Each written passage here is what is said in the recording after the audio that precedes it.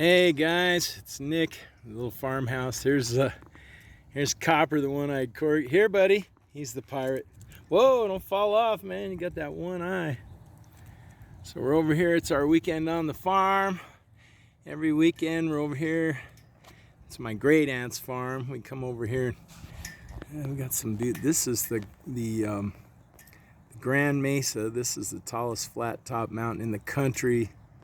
Maybe in the world, but at least in the country, it's the tallest flat top mountain. And we got some weather coming in over here on the western slope today. Here we are. Let's see what's going on over there in the... Yeah, there's a storm. I don't know if it's gonna come this way though. So anyway, I don't have my selfie stick with me here today, so I'll just have to do it this way here. Yeah. So there's all the stuff around me. Had the little farmhouse.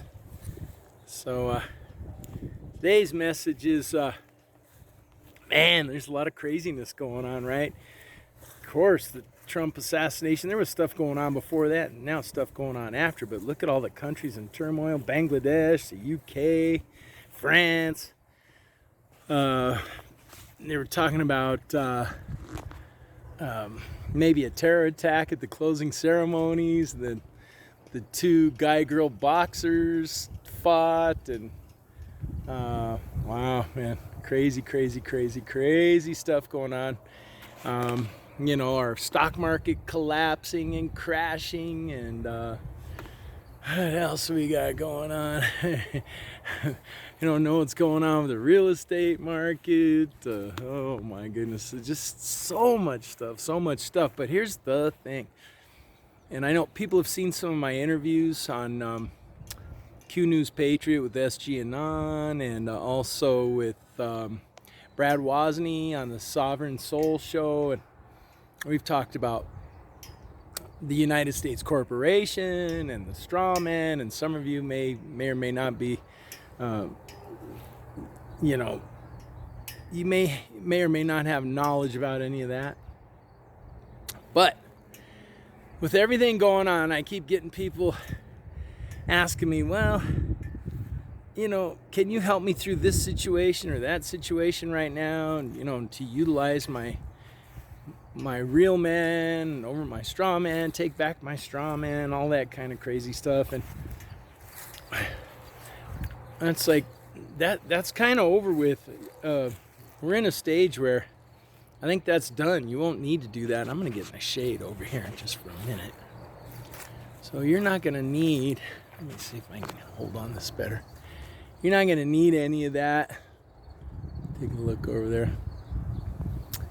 And the other thing is, watch out how much news and even alternative news. I don't watch any of the mainstream stuff, very little, just to kind of keep tabs on what's going on prophetically.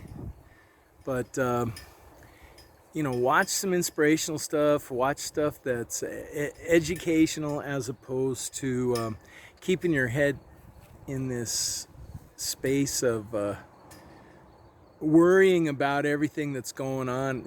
Even if you feel pretty confident that the patriots are in control and that the good guys are in control of all this and it's going to play out right, watch how much of this stuff, or I mean, pay attention to how much of this stuff you're watching, because it's a distraction.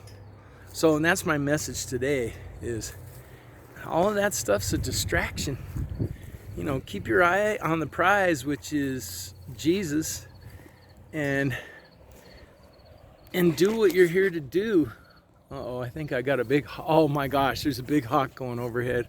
A couple of big boys up there. I don't know if you can see either one of them, but there's a couple of big hawks circling. There we go. I think I got the one guy right there. A couple of big boys flying overhead. I don't think they'll mess with Corgi because he's a handful. Corgis are cow dogs, and the Corgi's able to wrangle, so I think he can wrangle one of them hawks. Big hawks. But anyway, we got hawks and snakes and all kinds of fun stuff. There's some of the back part of the garden over there, everything. But so yeah, so keep your focus on your life, you know. Don't think so much about all of this, what you're being inundated with, because that's the enemy wants to overwhelm you with all this stuff. So like I always say, immerse yourself in the Word and speak it out loud, and have time, alone time in the secret place with the Holy Spirit, so that He can guide you. That's where you got to quiet the mind, be super present. And I think it's in Matthew 6, around 30, around that area, you know, where Jesus talks about don't worry about anything. When you can get yourself to the place where you have no worry, then I was going to say magically, but I hate to use that word because it's not magic. The power of God makes magic look ridiculous. What it is the power of God will show through. You're finally removing all the blockages that you have for God's power to work in your life. It's always pouring out. God's power is always pouring out on you, and people say, well, if there's this God and He loves everybody, then why would He let this or let that happen? But He doesn't.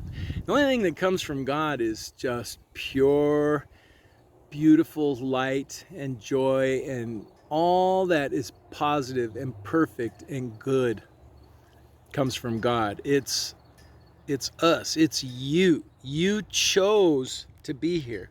Even though you think you didn't, this is that ancestral curse. You were born into sin by virtue of what your great ancestors did. And you are them, basically. You are them multiplied out. And so you have to make the choice to accept Jesus Christ. And when you do that, you become a child of God and a co-heir with Jesus Christ in the heavenly realm. And now you have nothing to worry about. And Jesus says, don't worry about anything. He said, the birds don't worry and toil and kill themselves to get food. God provides it for them because He loves them as His creation. Same with the flowers, the lilies of the field. You know, they don't toil and weave and produce their own clothes. God clothes them, you know, more fantastically than Solomon, who was a well-clothed man, I hear. And they're only here today and gone tomorrow. So how much more will He do these things for you? And He says you don't have to run around and toil and beat yourself up. Does that mean, you know, lay down and don't do anything? Well, no, but the Spirit will move you and guide you. But the main thing you really need to do is pray right now. Intercede, man. Intercede for your family, your friends, your neighbors, for people you don't know, you know, for people, for your town, your county, your state, your country, and the world. You know, you have infinite access to God's infinite power. So you don't have to pray for one person over the other and say, well, I don't need this particular thing. Use that for so-and-so because they need it more than me.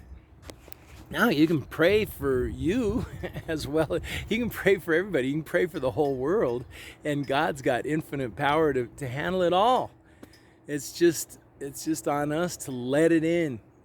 So this is why the enemy wants to distract you, because he wants to keep you away from this power that God has given you, authority given you through Jesus Christ, and access to God's unlimited power and supernatural, man. So when you will read that word and take just a little more time in prayer and really get in a private place, as private as you can, so that you can just open your heart up to the Holy Spirit and allow Him to take over. You don't even have to say anything.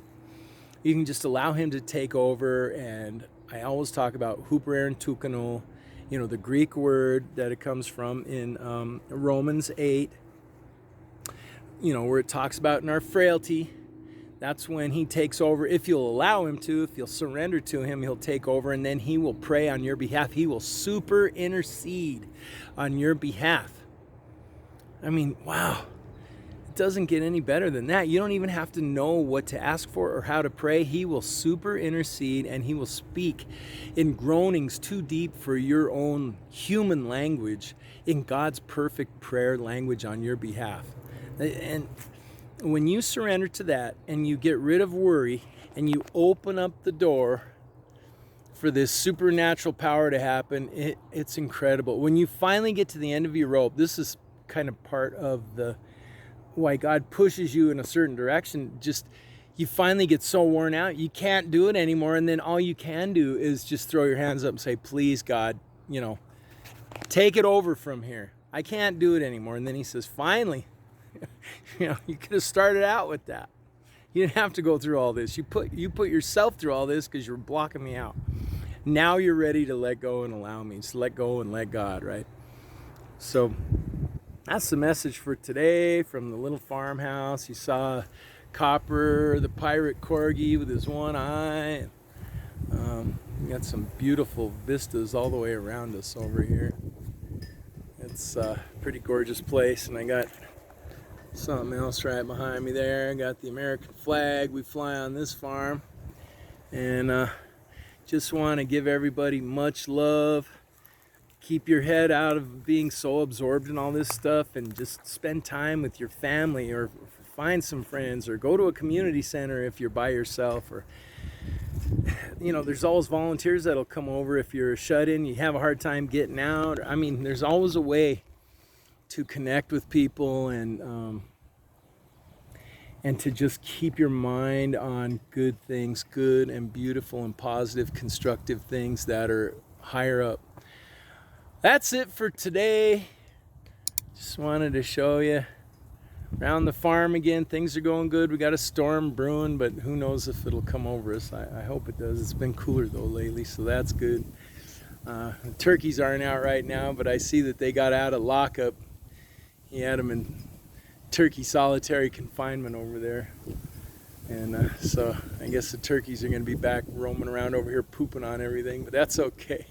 They're awesome, man. They're a lot of fun. I love you guys. Take care. We will talk very, very soon. God bless.